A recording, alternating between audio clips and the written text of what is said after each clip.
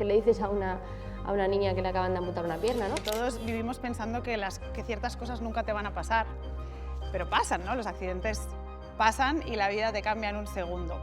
Y la pregunta mítica, ¿no?, que nos hacemos todos, ¿por qué a mí? Sacar esas ganas de vivir de donde sean. Ya sea del deporte, de un proyecto nuevo que os haga ilusión. O sea, yo creo que todos tenemos razones para vivir y para seguir adelante, y cuando las perdemos tenemos que buscarlas donde haga falta.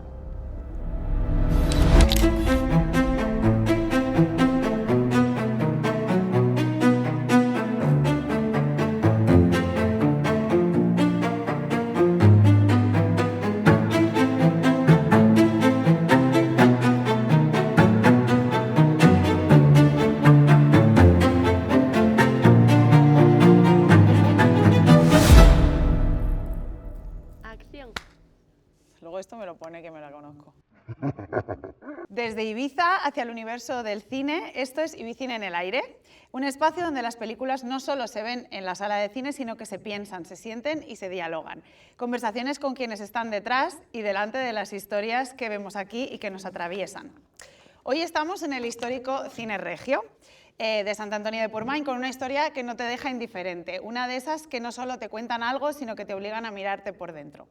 Hablamos de Ganas de vivir, el primer largometraje como director de Juan Manuel Montilla, El Langui, producido por Rodrigo Espinel de Morena Films y protagonizado por Desiree Vila. Desiree es atleta paralímpica, pero sobre todo es el reflejo de lo que ocurre cuando la vida te cambia sin avisar y aún así decides seguir adelante. Tras una negligencia médica que le cambia la vida siendo muy joven, Desiree inicia un proceso de reconstrucción física, emocional y mental que la lleva no solo a volver a levantarse, sino a convertirse en un referente del deporte adaptado en toda España. Pero esta película no va solo de lo que pasó, sino de lo que se vive después, de la resiliencia, del dolor, del perdón y de esa pregunta que todos evitamos hacernos, ¿qué haría yo si me pasara algo así? Hoy no vamos a hablar solo de cine, vamos a hablar de la vida y de vivirla al máximo, que es lo que hace Desiree. Gracias por estar aquí con nosotros y bienvenida a Ibicine en el aire. Muchas gracias, estoy contenta de haber presentado aquí el documental y bueno, del recibimiento de toda la gente de Ibiza y de esta oportunidad. Gracias. Hay algo que te pasa viendo la película, es darte cuenta de que todos vivimos pensando que ciertas cosas nunca te van a pasar, pero pasan, ¿no? Los accidentes pasan y la vida te cambia en un segundo. ¿Qué fue lo primero que te sostuvo para no romperte del todo? Efectivamente, y la pregunta mítica, ¿no?, que nos hacemos todos, ¿por qué a mí?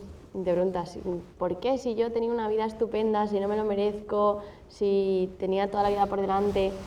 Pues mira, yo creo que sobre todo te ayudas de tu familia, de tu entorno, de la gente que te apoya en ese momento tan duro y que igual muchas veces no saben cómo ayudarte, no saben qué decir, qué le dices a una niña que le acaban de amputar una pierna, ¿no? Pero ya solo con estar ahí, acompañarte, te dan esas fuerzas que en esos momentos en los que bueno, pues faltan, te anima a seguir adelante. Y luego yo creo que además del entorno, uno mismo tiene que hablarse y buscar de manera introspectiva esas ganas de vivir en algo, ¿no? En mi caso, pues es en el deporte, donde yo entiendo y comprendo que a pesar de tener limitaciones puedo seguir haciendo aquello que tanto me apasionaba, aunque tenga que cambiar de disciplina. Y en el caso de otras personas, pues puede ser la música, puede ser un nuevo proyecto, una nueva ilusión, el cine, el arte. En fin, yo creo que hay un montón de cosas a las que uno se puede aferrar e intentar pues, pensar en el por qué y pensar para qué, que es lo que yo puedo hacer con esta situación que no puedo cambiar. ¿No? Que es un poco lo que has hecho. ¿Tú recuerdas el momento exacto en el que entendiste que tu vida ya no iba a ser como antes? Pues mira, va mucho antes que la amputación, o sea, ya en el momento en el que yo me lesiono haciendo esa acrobacia y me rompo la tibia del peroné y veo mi pierna completamente descolocada, yo ahí soy muy consciente de que al menos la competición ya no iba a ser una posibilidad, ¿no? Que bueno, pues iba a tener que pasar por un proceso de una cirugía, una rehabilitación y la gimnasia, que es un deporte de tanto impacto, posiblemente esa rodilla ya no iba a aguantar ese impacto, ¿no? A nivel de competición.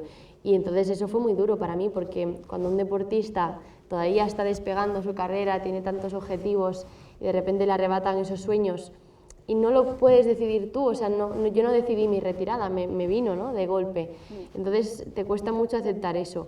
Y ahí ya me di cuenta de que, bueno, pues todo aquello en lo que yo había pensado que iba a girar mi vida ya no iba a existir. Wow. ¿Y qué papel juega la mente en todo este proceso? Porque al final es un poco lo que también se habla, ¿no? La salud mental, qué importante es. La mente pues puede ser un aliado o puede a veces también hacer que tengas más dudas, que surjan más miedos, ¿no? Explicaba el director, el Langui, pues que muchas veces tenemos miedos incluso irreales, ¿no? Pues miedo a que le pase algo a nuestros hijos, miedo a no saber cómo gestionar una situación. Entonces ahí la mente quizás tiene esa vocecita, ¿no? Que hace que todo parezca más complicado, y a veces hay que parar esa vocecita, ¿no? Entonces yo creo que en ese proceso de aceptación hay bastantes fases. Hay una fase en la que igual es importante no pensar en eso y hacer otras cosas que te distraigan, ¿no? Pasar por esa época en la que yo cuento de, oye, pues salir de fiesta con mis amigos, pasármelo bien, hacer un montón de cosas que igual nunca antes había hecho porque no había tenido la oportunidad, para no estar pensando en eso. Ya cuando uno está preparado para pensar, analizar y sobre todo tener esos diálogos internos, ahí es donde tienes que trabajar, y ahí es donde por lo general necesitamos la ayuda externa de un profesional que nos dé esas herramientas, ¿no? Y de ahí por supuesto el concepto, ¿no? La salud mental y lo importante que es esa figura para poder gestionar esa situación y salir adelante. Es impactante como se ven imágenes, ¿no? De cuando estabas en el hospital y no sé, o sea, como que siempre se te ve sonriendo. Estaba muy drogada. No sé, pero hay un punto en el que como que tú dices, ¿no? Que como que no pensabas que iba a ser para siempre, o que pensabas que cuando te pusieran, sí. ¿no? Como que te aferrabas quizá a que cuando te iban a poner la prótesis iba a ser todo igual, y quizá eso en un inicio hacía que, bueno, pues que lo llevaras de otra manera, ¿no? O sea, como... Sí, yo creo que al principio para protegerte no piensas en todo lo que te va a pasar, ¿no? Rechazo, quizá también. Claro, vives el día, y también es verdad que, claro, cuando tú estás en el hospital y te vienen a visitar tus amigos y de repente te traen regalos, te traen flores, te traen chocolatinas, pues es que casi no te da ni tiempo a estar triste porque tienes como muchísimos estímulos. El momento duro es cuando vuelves a tu casa y cuando ves que las cosas que tú antes podías hacer sola, como por ejemplo ducharte, vestirte, prepararte un bocadillo, es que ya no las puedes hacer. Necesitas ayuda y el pudor, de repente con 16 años, que tus padres te tengan que duchar, que tus padres te tengan que ayudar a hacer un montón de cosas que tú hasta ahora obviamente las hacías solo. Entonces ahí yo creo que es donde me di la leche y donde fui consciente de que eso era para siempre, ¿no? Que una discapacidad pues a partir de ese momento iba a ser para toda la vida. Hay algo que atraviesa toda la película, que es el perdón, y bueno, a mí se me pone la piel de gallina porque al final, también en tu caso, pues el hecho de haber sido por no haber ido a tiempo, pues no sé en qué momento entendiste que perdonar no era una cosa por los demás, sino para ti misma, que es un poco lo que dice también Irene, sí. Yo lo entendí en el juicio, que nuestro juicio fue como 2 o 3 años más tarde.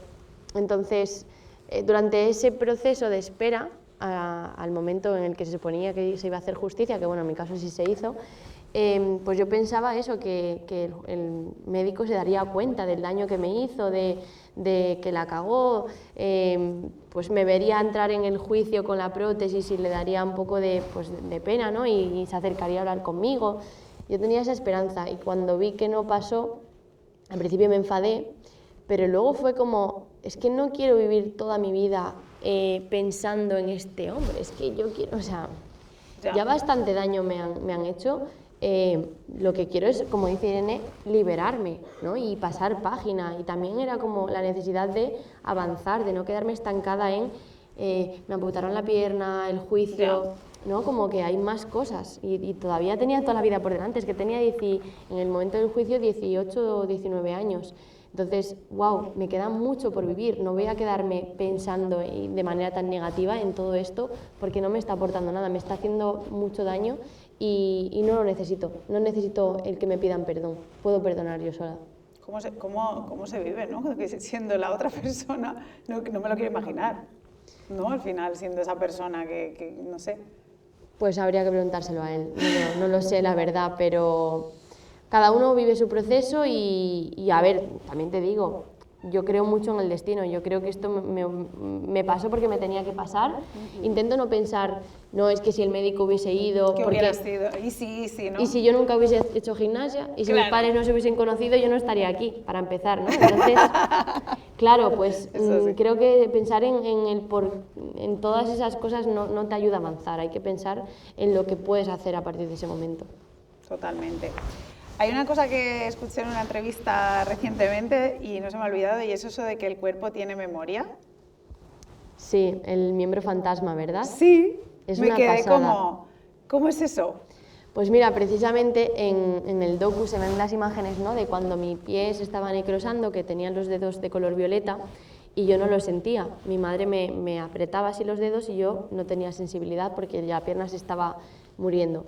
Y sin embargo, cuando me la amputaron, las primeras cosas que yo sentí fueron ese tacto de la mano de mi madre contra mi pie que no tenía. Esto es un fenómeno que se llama miembro fantasma, que es cuando el cerebro sigue enviando información a las terminaciones nerviosas de lo último que sintió. Claro, yo lo último que sentí fue pues, en los dedos de mi madre. Entonces yo sentía eso, es que es difícil de explicar, pero lo sientes real, porque realmente si el cerebro envía la información, el sentimiento es igual que si lo tuvieras, que si tuvieras ese pie. Y a día de hoy, pues a veces tengo dolor, de repente pues me molesta el gemelo o el pie, y a veces también yo sabría decirte exactamente cómo está mi pierna, ¿sabes? O sea, yo imagínate que estoy así, pero por alguna razón yo mi pierna la noto así, o estirada, o... ¿sabes? Ostras. Sí, es muy fuerte, el cerebro es muy heavy, sí, sí. Qué fuerte, y por eso de hecho cuando dices en el documental que claro, que el mayor temor es que, bueno, pues que la prótesis no se enganche bien, que en el momento de tal, tener otro accidente y tal, y yo lo pensaba, digo, porque si no notas nada, o si ahora como lo que dices, ¿no?, que de repente tú la sientes que está de otra manera, claro. Qué difícil. Y adaptarse a la pierna de correr también es complicado por eso, porque cuando tú corres hay un momento en el que tú estás en el aire, ¿no? Y cuando vas a apoyar la prótesis, yo no tengo sensibilidad, yo no sé si el pie de mi prótesis se ha apoyado o si está para un lado o para el otro. Entonces tú tienes que imaginarte que tu pie se está apoyando. Entonces correr así al principio pues da mucho vértigo porque tienes que confiar ciegamente en una parte externa de tu cuerpo pues que está hecha con fibra de carbono, que es muy resistente y todo lo que tú quieras, pero que se puede romper, evidentemente.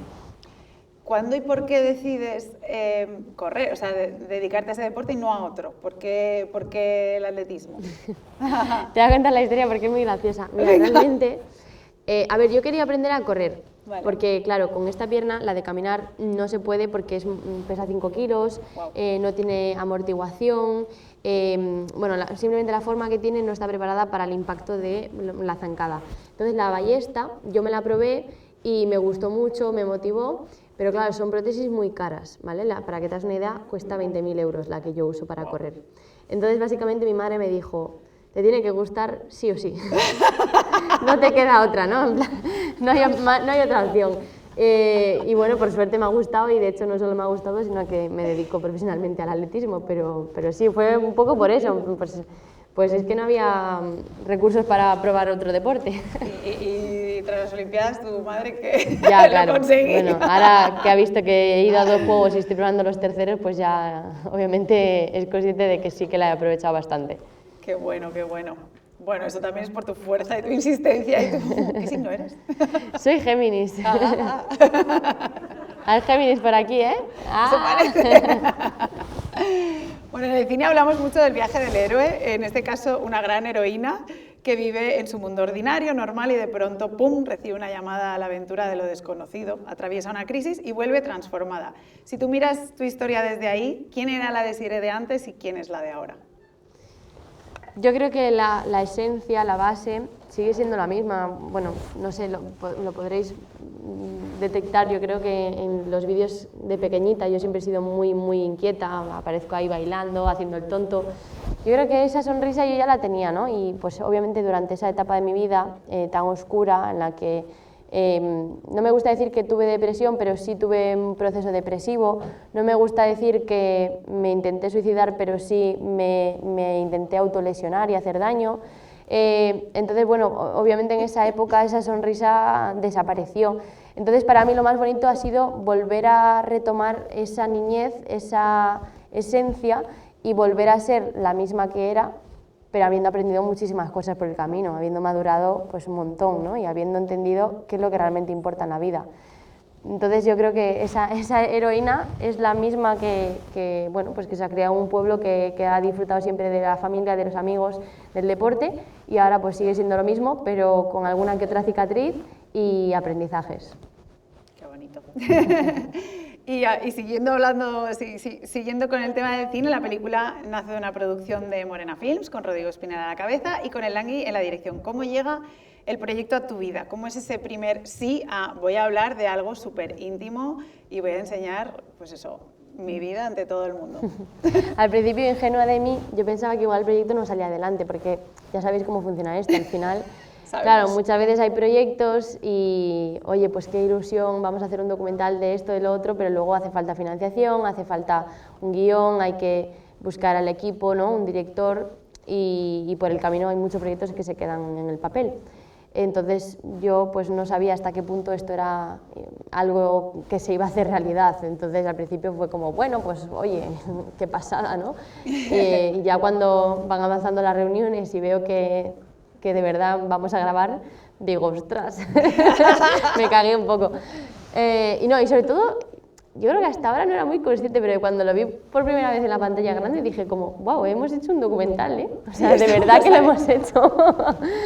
Entonces el proceso ha sido así, un poco sin darnos cuenta. O sea, bueno, obviamente el equipo ha trabajado mucho. Yo al final, cuando me dijeron ponte aquí y graba, y yo pues hice mi entrevista y no tuve que preparar muchas cosas, pero obviamente el equipo llevaba 2 años trabajando. No ibas a hablar de nada que no supieras, ¿no? Claro, o sea, iba a contar mi vida, entonces no me tenía que preparar. Pero bueno, hay un trabajo detrás muy, muy bonito, y luego una de las cosas que no se ven en pantalla, pero os la puedo decir de primera mano, es que nos ha tocado un equipo espectacular. O sea, todas las personas que han formado parte del proyecto se han volcado al 100%, y de ahí que hayan salido cosas tan íntimas. Cuando uno está a gusto, se abre más, ¿no? O sea, al final, si tú estás con gente que no conoces y que no te sientes tú mismo, no vas a hablar de temas tan profundos. Claro. Puedes ver que mi padre se abrió un montón, mi padre que no está acostumbrado a entrevistas y todo eso, pues al final eso es porque el ambiente que se generó fue muy positivo y muy bonito. Y de hecho, creo que es muy interesante que bueno, el guión no es de Langui, pero él dirige, y creo que no es un director cualquiera para esta historia, porque al final pues él también ha vivido en primera persona lo que significa crecer con una diferencia y cómo eso te coloca frente al mundo. No sé si esto también te ha ayudado, o sea, en ese sentido, como verte reflejada, que hablábamos antes en un momento, ahora no sé en qué momento, que decías que al final es eso, que te faltan referentes cuando te acaba de pasar algo así. Bueno, en este caso no te acaba de pasar, pero cada vez más, ¿no? Si tienes alrededor personas, y entiendo que él fuera el director, quizá eso también te animó a ponerte frente a la cámara. Claro, él tiene una sensibilidad que obviamente igual otro director no hubiese tenido, ¿no? Entonces eso era un punto muy importante. Luego nosotros ya nos conocíamos porque trabajamos en la misma fundación, y por supuesto para mí su parte era un regalo. Sabemos en el documental que es mi historia, pero contamos también la de Ian, ¿no? El niño que tiene los huesos de cristal.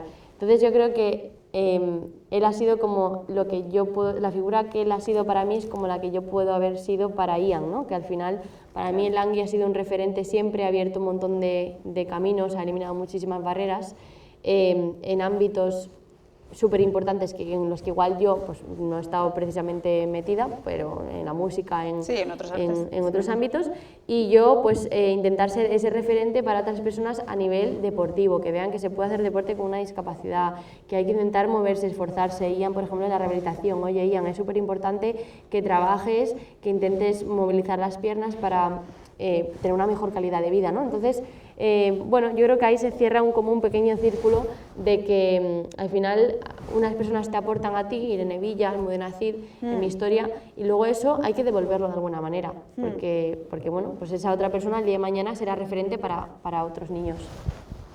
Bueno, en un documental hay un guión escrito, evidentemente hay un guionista, pero ¿qué te encontraste, ¿no? Que a lo mejor a veces se cambiaban cosas por cosas que tú querías contar o ha sido más, pues este es el guión y vamos a hacer esto, o se ha ido adaptando? ¿Cómo ha sido ese proceso? Ha habido de muchas rodaje? sorpresas, porque Sí. si os fijáis cuando hicimos el salto, Sí. que estaba Rovira, estaba Vicente del Bosque, Okuda, Marta, yo todo eso no lo sabía. Vale. Bueno, yo creo que se nota, ¿no? Que estoy ahí yo como Sí. flipando. Aparte yo en cuanto al lenguaje y eso soy como muy natural, soy, bueno, digo también, o sea, me expreso de una manera muy cotidiana, muy cercana. Y luego hay una cosa también bastante singular y es que el final fue lo primero que grabamos. Entonces también es gracioso porque estábamos diciendo como, wow, vaya viaje, y yo, sí, vaya viaje. Y era el primer día de rodaje, no sabía lo que se me venía encima. Bueno, las trampas Estas del cine, cosas, las claro, trampas del cine. estas cosas. Entonces también fue guay porque, claro, yo estoy acostumbrada a hacer entrevistas y cosas de esas, pero nunca había estado en un proyecto, pues eso, con un guión. Claro. Obviamente, pues se guioniza lo que se puede, porque luego hay cosas que salen y de ahí luego la importancia del montaje, ¿no? Que es donde realmente se cuenta la historia. Pero bueno, también fue divertido intentar ser actriz en algunas escenas y ver como esa faceta también, que es muy chula. Complicada, ¿eh? Sí. Bueno, la película se estrenó recientemente en el Festival de Málaga, que es un escaparate súper importante para el cine español. ¿Cómo viste ese primer pase bueno, creo que primero es con prensa, ¿no? Y con el público, Sí. ¿qué tal? Bueno, no, tuvimos un pase solo, vale. sí. Claro, luego ya nos fuimos al fotocall, a todo eso, y yo para mí esto todo es nuevo porque mi mundo es la pista de atletismo, entonces Claro. de repente era salir de mi zona de confort, digo, ¿yo qué pinto aquí en el Festival de Málaga? Pero la verdad fue muy divertido, fue la primera vez que me vi en la gran pantalla, que a mí me impresionó muchísimo, y es lo que os decía antes, era como la primera vez que era consciente de wow, esto o sea, Es verdad. es verdad y lo va a ver la gente. Sí. Pero bueno, fue bonito porque también en el cine tú vas viendo la reacción, la gente cuando se ríe, cuando vas notando el moquillo que se le cae a alguno cuando está llorando.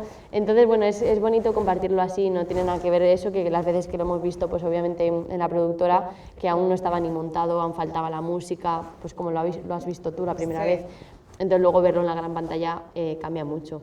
Creo que está muy bien contado al punto que uno puede empatizar mucho sin... Claro, obviamente no te ha pasado lo mismo, Sí. pero sí que te pones en ese punto de decir, ostras, pues yo no sé si estaría así, ¿no? Como dices, estabas drogada, vale. Sí. Pero sí que en un punto dices, ostras, wow, que no sé, de verdad es muy admirable. Bueno, yo creo que hasta que no te pasa no sabes cómo reaccionarías. Claro. Y mucha gente se acerca a mí y me dice, no, es que has sido muy valiente, yo no lo hubiese llevado así. No lo sabes, o sea, es lo que tú dices, hasta que no te pasa. Y yo creo que todos tenemos una fuerza interior más grande de lo que pensamos y cuando tenemos que sacarla, la sacamos y nos ayuda a avanzar.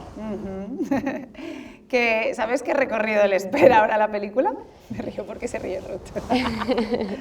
Bueno, ahora vamos a estar en Valladolid. Vamos a estar en mi ciudad, en Vigo, que tengo especial ilusión por ese pase porque obviamente va a venir mi familia, mis amigos, toda la gente de mi entorno, y después ya lo lanzamos a plataformas, a Movistar Plus, Telemadrid, Televisión Española, y pues el que lo quiera ver por ahí ya estará a su alcance. Ya lo podréis compartir con la gente. Que por cierto, ¿vais a Valladolid a Seminci? No, es un pase en un cine, vale. sí. Es que justo cuando empieza la película he visto Cienfuegos. Sí. Y claro, bueno, es que no me acordaba cuando yo la vi no había ocurrido. No estaba claro. Claro.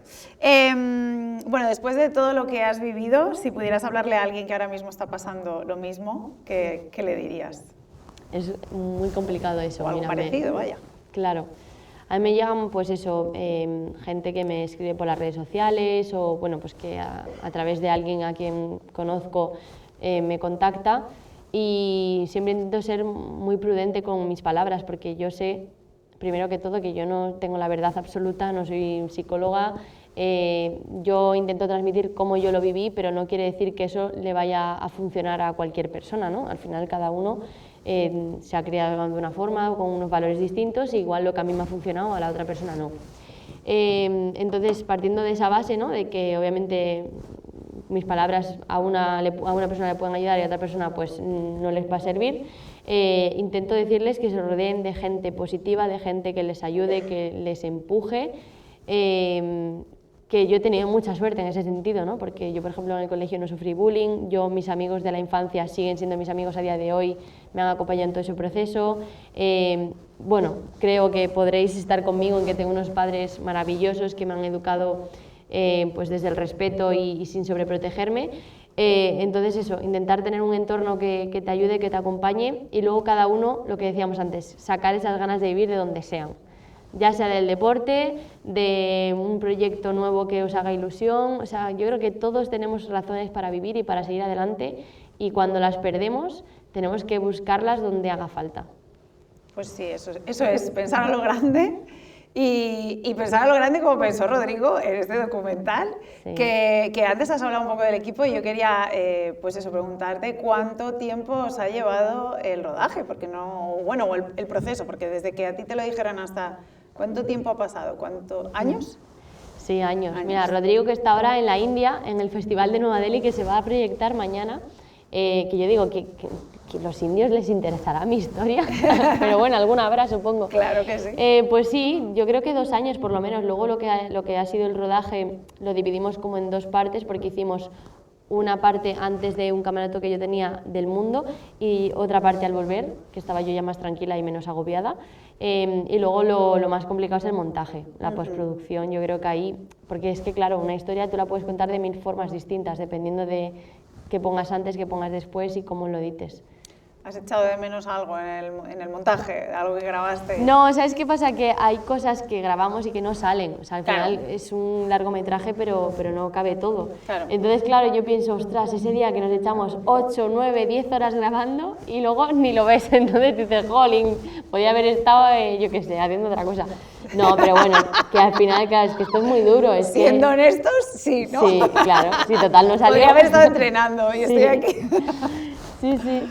Entonces, bueno, pero es que porque para mí era la primera experiencia, ha sido un proyecto tan grande, claro, entonces yo no estoy acostumbrada a rodajes tan largos.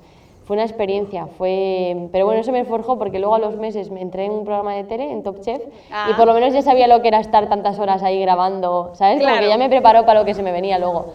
Pero la verdad es que sí, que claro, es que llama mucho la atención, ¿no? La cantidad de cosas que grabas para que luego pues salga lo que salga, que quedó súper bonito y súper contenta, pero que hay muchas cosas que se quedaron en el tintero, sí, sí. Top Chef, es verdad. ¿Qué tal la cocina? Bien, ¿no? Ya me echaron. No, pero bien, fue una experiencia muy chula. Qué guay, qué guay. Qué gusto da escucharte. Muchas gracias.